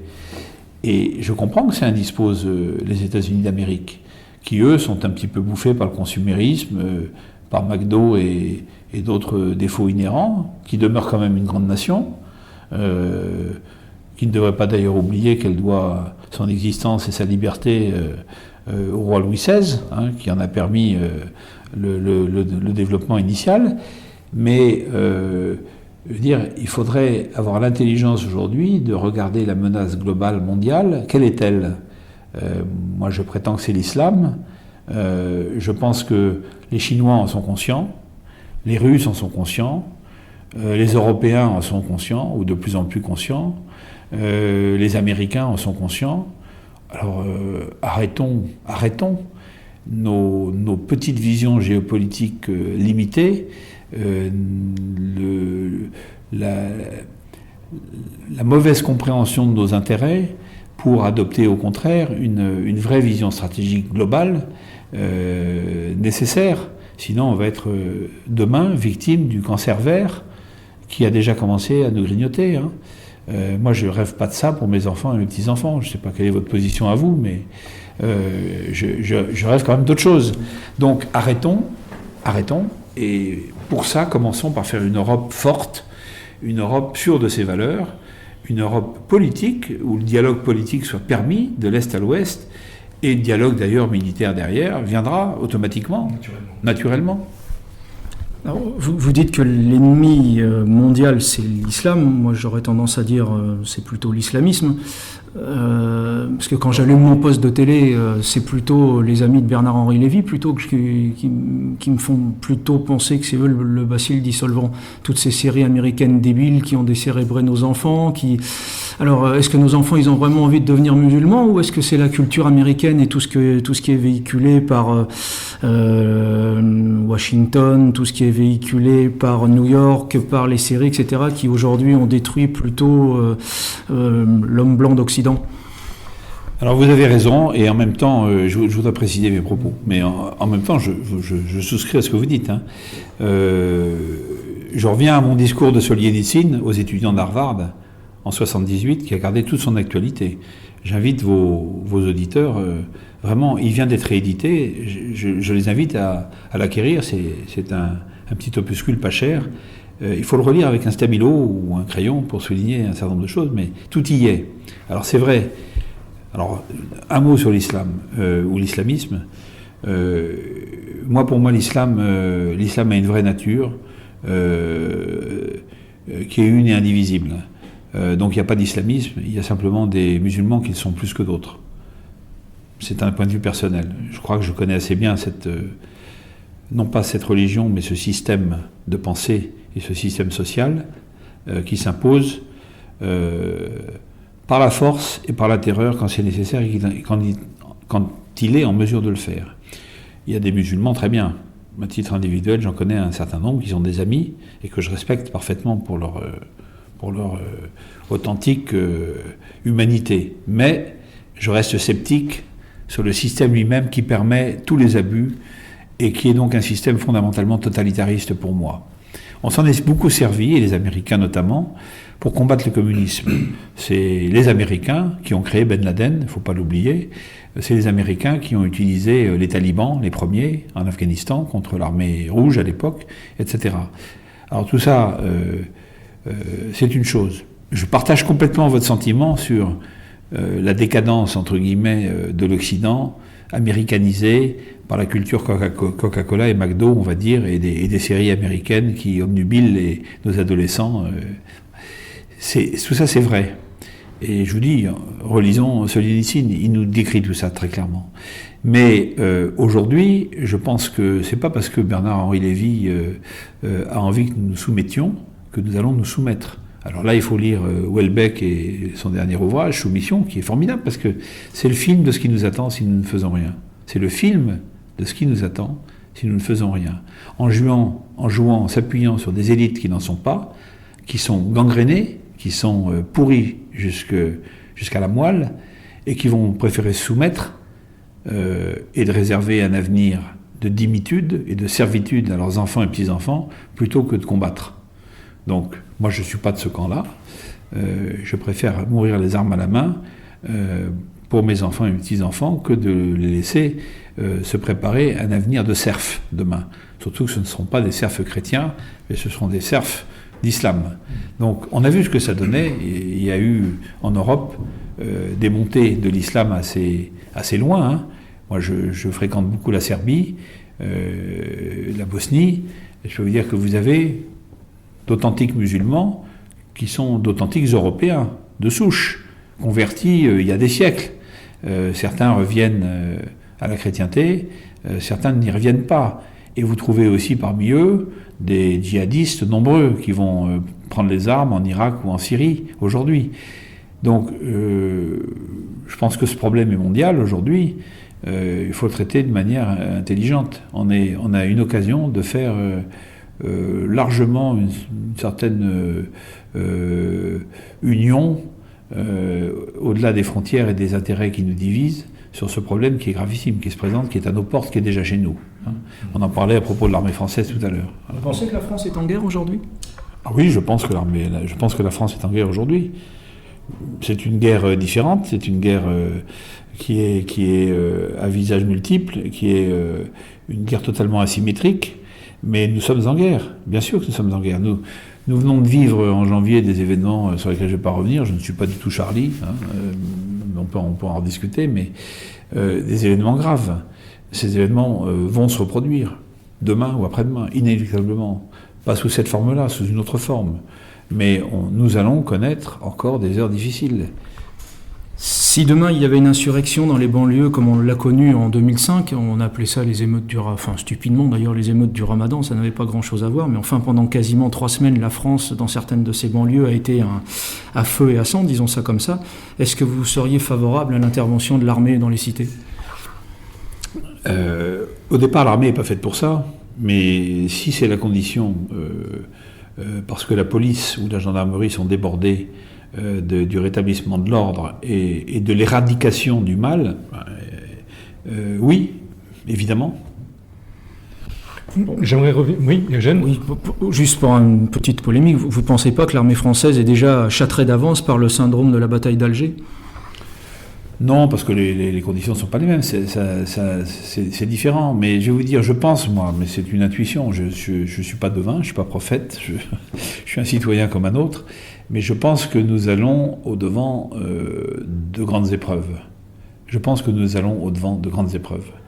Toutes les conditions sont réunies aujourd'hui pour que nous connaissions des bouleversements graves, tumultueux. Je parlais de la guerre tout à l'heure. Je ne sais pas quelle guerre nous allons connaître. Est-ce que c'est une forme de guerre civile, c'est-à-dire sur notre sol, entre des catégories de personnes différentes? Je ne le sais pas, je ne le souhaite pas, parce que je pense encore une fois, comme tout le monde, à sa famille, à ses enfants. Mais j'en ai la conviction. Je pense que nous avons passé un cap. Je dis souvent ça à mes amis serbes, je leur dis, le plus gros de vos épreuves est derrière vous, alors que nous, le plus gros de nos épreuves est devant nous. Ça, j'en suis hélas convaincu. Est-ce que vous pensez qu'aujourd'hui, la logique de ghettoisation qui est en place, qui se met en place petit à petit en France, ne peut aboutir justement qu'à une logique un peu à la libanaise, quelque part ? Mais ça, c'est évident. Hein. C'est évident. L'autre jour, je suis allé... j'ai vécu 2 événements en moins d'1 an qui me convainquent de ça. Je suis allé l'autre jour à Poissy, la ville où est né le roi Saint-Louis. Je me suis trouvé dans un quartier arabe et musulman, où je me sentais à peine en sécurité, avec une police de rue qui porte des gilets police en arabe, sur le sol français. Je pense que quand on en est là, et qu'un personnage comme moi dans sa voiture, en civil, dans une voiture civile, se sent l'objet de beaucoup d'intérêts, pas forcément amènes, je pense qu'il faut plus grand-chose après, pour revenir à la situation que vous évoquiez à l'instant, il y a quelques années, où tout d'un coup ça prend feu, et où il se passe des choses graves. Je pense que nos autorités en sont conscientes, totalement conscientes. Je pense que tous les services de police, de gendarmerie font leur job, sont au courant, sont avertis, mais en même temps, la volonté politique existe-t-elle ? Je ne le crois pas. Je ne le crois pas. Quand j'entends Mme Belkacem, qui est notre ministre de l'Éducation nationale, transformer les cours d'histoire pour faire naître d'abord l'histoire de France en 1789, en faisant du passé table rase, et puis en supprimant des programmes, le latin et le grec, pour mettre de l'arabe, on voit ce qui se passe derrière, on voit les intentions, elles sont très claires. Donc c'est insupportable. Et soit ça se règle par une méthode démocratique, les urnes, une volonté politique qui fait émerger une solution politique. Je le souhaite, dans la mesure où elle est possible.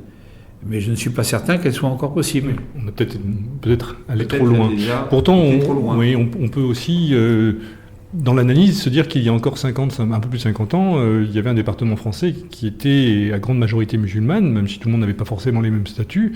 On nous parle aujourd'hui, pour les anciens qui ont connu cette période-là et qui ont vécu là-bas, d'une vie, d'une cohabitation. On a interrogé des gens comme Roger Hollande il n'y a pas si longtemps, qui nous parlaient effectivement de troupes scouts ou autres, où on mélangeait des musulmans. Comment en est-on arrivé là aujourd'hui ? Comment y a-t-il eu ce clivage fondamental ? Comment on a pu passer d'une réalité qui était celle de l'Algérie française à la France algérienne. À la France algérienne, il faut bien le dire, oui. Ben voilà. Comment est-on passé de l'Algérie française à la France algérienne ? On est passé par tranches successives, par abandons successifs.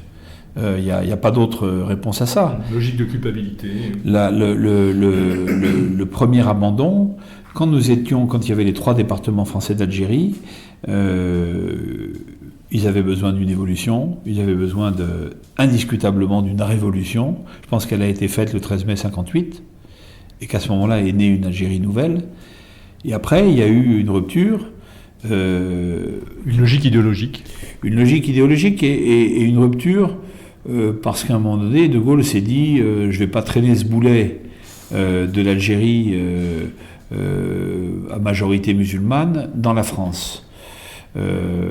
Ça n'a pas empêché, alors la manière dont ça s'est fait, l'Algérie algérienne aux mains d'un pouvoir corrompu, aux mains couvertes de sang qui est le FLN, a amené un déséquilibre tel en Algérie qu'on a vu affluer les populations algériennes en métropole. Les mêmes populations algériennes qui, probablement, au moment du référendum encadré par le FLN et par les services gaullistes en 60, a amené le pays à l'indépendance.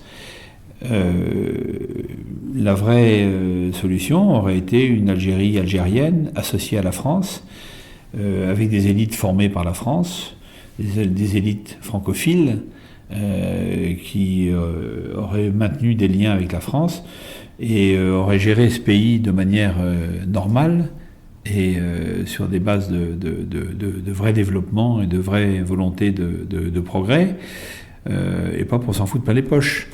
Et nous provoquer un raz-de-marée d'Algériens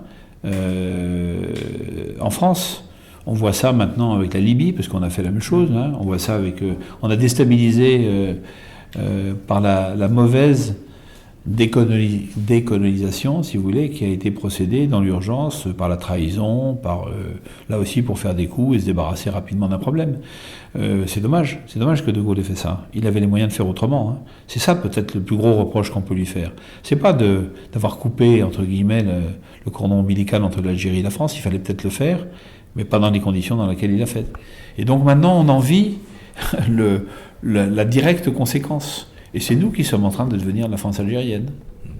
Le temps, malheureusement, nous est compté. Il passe rapidement. Il nous reste quelques minutes et nous aimerions... Un petit quart d'heure. Voilà, un petit quart d'heure. Et nous aimerions quand même parler de ce qui a été, je dirais, votre quotidien pendant, on a fait un grand rapide tour d'horizon géopolitique, politique, une vision de ce qu'est l'armée de terre et de ce qu'elle devrait être, et voilà, tous ces sujets qui étaient importants de traiter avec vous, mais on aimerait vous parler un petit peu de vous, de votre vécu, de ce que vous avez connu en tant qu'officier de Légion, que vous nous parliez de la Légion qui est chère à votre cœur. Une émission s'imposerait d'elle-même, malheureusement il reste peu de temps, mais on aimerait quand même vous parler un petit peu de ce qui fait aujourd'hui la réalité du soldat professionnel, c'est-à-dire ce qu'on appelle l'OPEX, l'opération extérieure. Vous avez écrit 2 livres. Qu'est-ce qui a motivé déjà l'écriture de ces 2 ouvrages? D'abord, je le répète, le premier, Les larmes de l'honneur, qui traite de la guerre du Rwanda, qui, j'imagine, pour vous, a été quand même quelque chose de très particulier. Et ce que vous avez connu aussi à Pristina, enfin, quand vous dites l'Europe est morte à Pristina, dans votre dernier ouvrage, qu'est-ce qui a motivé ces 2 ouvrages, mon colonel? Alors, ce qui a motivé ces deux petits livres, qui ne sont pas des sommes théologiques, qui sont des petits livres qui forment ma poche, c'est la même chose, c'est l'indignation devant la désinformation.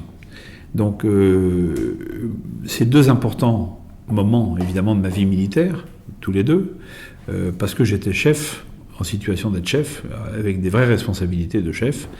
Et ça, quel est l'officier qui ne rêve que ça lui arrive un jour en opération? Donc ça m'est arrivé 2 fois, une fois au Rwanda en 94 et une fois au Kosovo en 99. Et donc, c'est vrai que du coup, ces opérations-là, je les ai vécues, elles sont toutes les 2 très courtes, je les ai vécues intensément et elles ont marqué ma vie. Et elles ont orienté la suite de ma vie de manière très forte et très lourde. Alors, pourquoi ces 2 livres? Parce que à chaque fois, dans un cas comme dans l'autre, j'ai été révolté par la désinformation. Dans le premier cas, la France est victime de cette désinformation, c'est le Rwanda. On l'attaque, on attaque ses soldats, on attaque son armée, on attaque l'honneur même des soldats français, pour nuire à la France politiquement. Le résultat a été atteint. La France a été balayée de l'Afrique des Grands Lacs au profit des intérêts américains, britanniques et israéliens. Le Kosovo, c'est différent. La France, là, elle a choisi le camp de ceux qui lui avaient fait du tort la fois précédente. Donc elle est dans cette coalition invraisemblable qui s'en prend à un pays européen qui a tout simplement entrepris de régler militairement le problème d'une guérilla terroriste qui se déroule sur son sol historique, culturel, spirituel et identitaire qu'est le Kosovo. Et là, franchement, on s'est trompé de combat. Mais dans les 2 cas, ce qui caractérise ces deux opérations, entre guillemets, c'est la formidable désinformation qui les entoure l'une et l'autre. Voilà pourquoi ces 2 livres. Je crois que dans l'affaire rwandaise, ça va encore plus loin, puisque vous vous retrouvez sur une liste de... Vous êtes une 12aine, je crois. Il y a le général Tauzin avec vous, le général Lafourcade, et puis des hommes politiques. On vous accuse carrément de crime. 33, oui, vous êtes accusé de crime contre l'humanité, s'il vous plaît, c'est quand même pas rien. Qu'est-ce que ça fait de se retrouver sur une liste comme ça? On peut encore regarder sa femme et ses enfants quand on se retrouve sur une liste comme ça? Oui, parce que je me sens pas, je vais vous dire, je me sens pas très concerné par l'accusation qui est grotesque, qui est énorme et grotesque, et tout ce qui est, je sais plus comment on disait. Tout ce qui est excessif est insignifiant.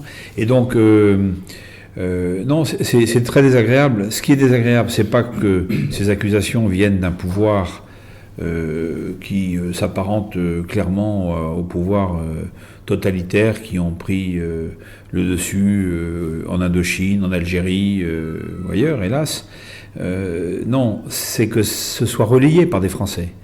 Alors quand c'est relayé par des personnalités françaises, comme un grand reporter du Figaro, s'il vous plaît, qui a même reçu le prix Albert Londres quelques années auparavant, là c'est proprement scandaleux. Là il y a de quoi tomber à la renverse. Vous parlez de Patrick Saint-Exupéry, il faut le nommer. Oui, je parle de Patrick. Reporter du Figaro, il n'est pas reporter à l'Humanité, il est reporter au Figaro. Parce qu'il n'y est plus. Mais à l'époque il était grand reporter au Figaro, pas à l'Humanité, comme vous avez raison de le dire, d'une vieille famille française. Moi j'ai beaucoup d'admiration pour son oncle Antoine, qui était un ami proche d'un de mes oncles, grand résistant. Là, Patrick, le nom de Saint-Exupéry, il en a pris plein la figure, il est tombé bien bas. Voilà, donc ça c'est très dur. Ça c'est effectivement très dur. C'est pas drôle à vivre, parce qu'on comprend pas. Et quand c'est relayé par un éditeur qui s'appelle Laurent Beccaria, qui est l'ami intime de Saint-Exupéry et qui se trouve être en plus le neveu d'Élie de Saint-Marc, dont je parlais tout à l'heure avec beaucoup de respect, d'estime et d'affection, c'est encore plus choquant. Voilà. Ça, c'est ce que j'appelle, c'est ce que vous évoquiez tout à l'heure en parlant de cette gangrène qui touche la société française, la société occidentale en général. C'est quand on commence à instiller l'infection. Vous voyez, les bacilles porteurs de toutes les maladies, les métastases progressent très vite. Hein. Et donc ça c'est terrible. Voilà. Ça c'est terrible. C'est vrai que j'ai mal vécu. Alors une question peut-être un peu bateau, mais quel regard portez-vous sur votre carrière militaire et sur les choix que vous avez faits en tant que soldat, en tant qu'homme, par rapport aux hommes, parce que j'aurais voulu qu'on puisse aborder, malheureusement on n'aura pas le temps, tout le côté très humain propre à la Légion étrangère, mais ça fera peut-être l'objet d'une autre émission, en tout cas, j'espère. Quel regard portez-vous par rapport à ces années passées au sein de la Légion étrangère ? Alors ma carrière, moi je l'ai passée, sur 26 années, j'ai dû passer de mémoire 12 ans à la Légion, dans les unités. J'ai passé à la fin 2 ans au commandement des opérations spéciales, à commander des unités des forces spéciales, auxquelles on pourra dire un mot, et puis le reste en état-major opérationnel, bon, à peu près. Et j'ai eu une carrière de 26 années, bien remplie, tout à fait conforme à ce que je souhaitais. Ne me faites pas dire ce que j'ai pas dit non plus, il y a eu des moments moins drôles que d'autres, hein. Mais j'y ai trouvé tout ce que j'étais venu y chercher, en tout cas. Donc j'y ai trouvé, outre le sentiment de servir mon pays, et de le servir du mieux possible, la joie du commandement, la joie de la camaraderie, la joie de l'aventure, l'excitation de l'aventure, du risque mesuré, calculé, la joie de ramener son monde intact après des opérations qui peuvent laisser quelques blessés ou morts sur le terrain. J'ai eu cette joie, voilà, ce bonheur pendant 26 années. Et je ne peux pas vous dire que j'ai quitté l'armée française sans émotion, sans tristesse, sans regret. Ce serait faux. Aujourd'hui, j'ai digéré tout ça, hein, je regarde de l'avant, et je ne suis pas mécontent en fait de la deuxième vie qui est la mienne, au contraire, ne serait-ce que pour la liberté d'action, de parole qu'elle me donne. Mais c'est vrai que ça a été pour moi un déchirement que de quitter l'armée française. J'ai été très heureux, j'y ai rencontré une qualité d'homme exceptionnelle, que ce soit au 2e REP, à la Légion en général, que ce soit plus tardivement au Kosovo avec mes gens du COS, qui étaient issus du 1er PIMA, du 13e RDP, du régiment d'hélicoptères de combat, des forces spéciales, des commandos marines. C'est drôle de gens qui portent leur béret vert à l'envers, mais que j'aime beaucoup par ailleurs. Et puis les commandos de l'air, les équipages des avions tactiques, des opérations spéciales. Tous ces gens-là m'ont aussi conquis par leur qualité humaine, professionnelle, extraordinaire. Ce sont les mêmes d'ailleurs que les légionnaires, avec des différences linguistiques ou des différences de couleur de béret, mais ce sont les mêmes. C'est une qualité d'homme extraordinaire, mais vraiment extraordinaire. C'est la fierté de ma vie que d'avoir commandé des gens comme ça, et de les avoir sentis réactifs, anticipatifs, imaginatifs, dans des conditions de rusticité parfois très grandes, avec peu de moyens, une énorme pression médiatique de tous les instants, une intelligence des situations qui est indiscutablement la marque de l'armée française, la belle marque de l'armée française, et donc au bout du compte une efficacité redoutable. Ça franchement, je pense que c'est la marque, si vous voulez, ce que je garde humainement comme souvenir très fort de mon service sous l'uniforme pendant ces 26 années. Ça, c'est indiscutable. Dernière question peut-être. Une petite provocation, mon colonel. Quand on participe à une OPEX sous pavillon de l'OTAN, est-ce qu'un de vos soldats, il meurt pour quoi? Il meurt pour la France? Il meurt pour le nouvel ordre mondial? Il meurt pour quoi? Alors, vous faites allusion à l'opération Kosovo. Oui, j'ai pas servi en Afghanistan. Alors, bon, ceci dit, vous avez deux solutions face à une désignation dans une opération de ce type. Quand j'ai été désigné pour le Kosovo, j'ai eu une longue conversation avec mon père, qui était officier général à la retraite, et quand il m'a un peu briefé, parce que j'avais un peu mis surtout l'accent, moi personnellement, sur l'Afrique et les destinations exotiques plutôt que sur les Balkans, quand il m'a rappelé un certain nombre de choses, au bout de longues discussions, quelques jours avant ma désignation officielle, je lui ai dit, bon, dans ces conditions, je peux très bien... parce qu'il était très clair là-dessus, il s'agissait d'une énorme bévue, d'une énorme erreur, que de faire participer la France à une coalition otanienne en Serbie. Hein. Il avait été très clair là-dessus. Et donc je lui ai dit, très simple, mon cher papa, je vais trouver un moyen de me faire rayer de la liste, de me faire mettre sur une opération africaine. Il y a assez d'opérations pour permuter avec un camarade qui prendra ma place. Et mon père, qui était pour moi un grand monsieur, hein, quelqu'un qui, dans la présence morale, intellectuelle, humaine, était considérable, m'a dit, écoute, alors ça, je suis désolé, mais je vais te décevoir, mais tu n'en feras rien. Et si tu es désigné pour le Kosovo, autant ou pas autant, tu vas prendre la place, parce que si c'est pas toi qui y vas, averti comme tu l'es maintenant, ce sera un autre qui ira et qui ne sera pas averti et qui n'aura pas ta capacité de discernement. Donc là, tu n'as plus le droit de te déminer, mon grand, tu vas y aller et tu vas faire ton boulot au mieux. Vaste sujet, vaste programme. Hein. Mais c'est ce qui a consisté, l'essentiel de mon parcours, en Macédoine d'abord et au Kosovo ensuite. Et je vous assure que je l'ai réglé sans problème de conscience. Hein. Je l'ai réglé très naturellement, au fil des jours. Alors, j'ai pas changé le cours de l'histoire, c'est vrai, mais peut-être que j'ai laissé une autre trace, et on le voit aujourd'hui maintenant en Serbie. Peut-être que j'ai pas été finalement un si mauvais ambassadeur de la cause et des intérêts français, quand je vois aujourd'hui l'accueil qui m'est réservé en Serbie, et au nom duquel on exalte l'amitié franco-serbe traditionnelle, née il y a 765 ans, avec le mariage d'Hélène d'Anjou et du roi Uroš de Serbie, revivifiée entre 1914 et 1918 dans le sang des tranchées, le sang écoulé en commun entre Serbes et Français, et ben je me dis, mon père avait raison. Mon père avait raison. Voilà, pour répondre un peu à votre question de manière directe. La dernière question pour vous, oui. Eugène. Alors, on a un jeune avec nous dans la pièce, il se fait discret tout à l'heure, mais je le vois, il vous regarde avec des yeux remplis d'admiration, comme on l'a toujours quand on a 18 ans et qu'on voudrait embrasser la carrière des armes. Est-ce que vous conseilleriez, vous, aujourd'hui, un jeune patriote ou un jeune nationaliste d'intégrer l'armée française, ou comme beaucoup d'autres, vous diriez, t'as mieux à faire et fais de la politique plutôt que de, si tu veux faire bouger les lignes, fais plutôt de la politique plutôt que d'endosser l'uniforme?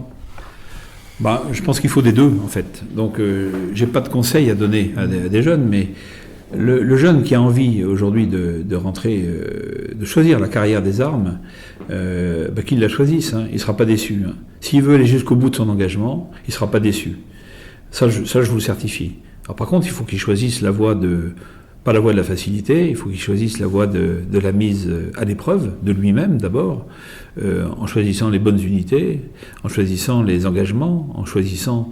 S'il veut pantoufler à l'arrière dans un état-major de province, passez-moi l'expression, il s'emmerdera, et il aurait mieux fait alors d'aller faire de la politique. Mais si il a la passion du service des armes de la France, je ne fais pas allusion à un quelconque mercenariat, hein, il y a de la place pour lui, hein, et il ne sera pas déçu. Qu'il soit engagé volontaire au 2e REP, caporal au 1er PIMA, ou jeune lieutenant sortant de l'EMIA ou de Saint-Cyr au 13e RDP ou au régiment d'hélicoptères de combat des forces spéciales. Et il n'y a pas que, parce que je ramène ça à ce que je connais, mais je peux vous dire qu'il sera le plus heureux des hommes. Hein. Alors certes, ça nécessite des sacrifices. On parlait de la Légion tout à l'heure. Moi, sur mes 12 années de Légion, je n'ai passé aucun Noël avec ma famille. Aucun Noël avec ma famille. Aucun. Noël, c'est la nuit de Noël, la soirée de Noël, la matinée de Noël, c'est avec ses légionnaires. Mais c'est aussi à ce prix-là, alors chaque unité après a ses traditions propres et sa manière propre de vivre son esprit de corps. Mais ça veut dire qu'il y a des sacrifices pour ça. Ça veut dire qu'on partage avec sa famille cet idéal et cette capacité de don de soi. Elle est partagée. C'est pour ça que je dis toujours à mon épouse et à mes enfants qui méritent au moins la moitié de mes citations et de mes croix de guerre et valeurs militaires. Ça, c'est sûr, et de ma Légion d'honneur. Ça, c'est sûr. Je veux bien. Belle marque d'ouverture d'esprit, vous en conviendrez. Bien, merci beaucoup, mon colonel, d'avoir accepté notre invitation. Merci pour vos analyses et vos témoignages touchants, poignants, et en tout cas, c'était pour nous important de venir vous rencontrer. Pour nos auditeurs qui souhaiteraient mieux vous connaître, je les renvoie bien sûr à la lecture de vos ouvrages et également à l'interview que vous nous aviez donnée dans notre revue Réfléchir et Agir, alors pas le numéro qui va sortir prochainement, mais celui juste avant, avec l'excellent dossier sur l'armée française. Il nous reste à vous remercier et à vous dire à très bientôt, puisque nous aurons certainement beaucoup d'autres choses à voir ensemble et à partager. Et comme il est coutume de... Un dernier mot peut-être, Eugène ? Non, c'était une émission que nous souhaitions faire à Wuesdorf depuis très longtemps. Et nous sommes très fiers d'avoir à notre palmarès accroché le colonel Hogar après d'autres grands soldats qui sont venus s'exprimer à notre micro. Vous me faites beaucoup d'honneur. Merci à tous, merci mon colonel, à très bientôt. Et à l'abordage, et pas de quartier. Et pas de quartier.